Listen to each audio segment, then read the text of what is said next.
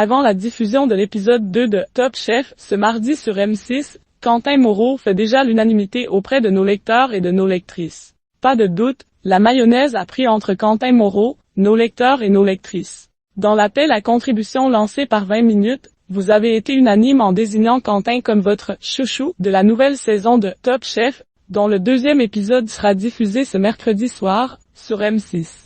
Mais qu'est-ce qui fait que ce candidat a, déjà, réussi à faire chavirer le cœur du jury, du public et même des réseaux sociaux? Point d'interrogation. L'histoire touchante de Cantine avant d'évoquer les talents culinaires du jeune Savoyard de 24 ans, c'est bien son parcours de vie qui a parlé à nombre de nos lecteurs et de nos lectrices. Quentin et l'histoire avec sa mamie Mado m'ont touché, témoigne une d'entre elles. J'ai hâte de le suivre chaque semaine dans l'émission.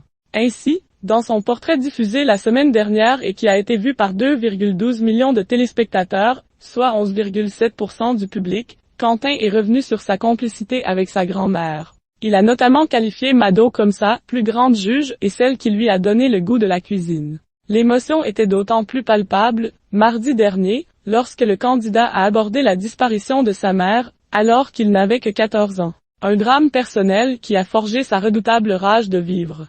La phrase « Tu n'as qu'une vie », c'est pas dans un bouquin, c'est vrai, avait-il affirmé, face caméra. Il est touchant, abonde un de nos lecteurs. Il a des capacités qui semblent indéniables.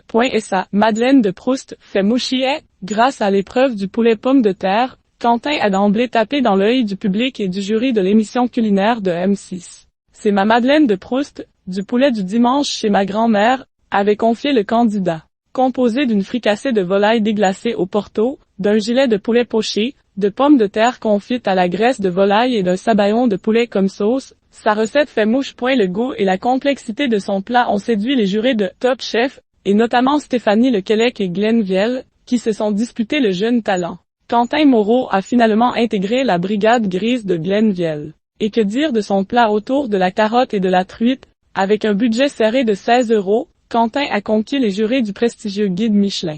L'un d'eux allant jusqu'à déclarer que sa création pourrait être sur la carte d'un restaurant étoilé.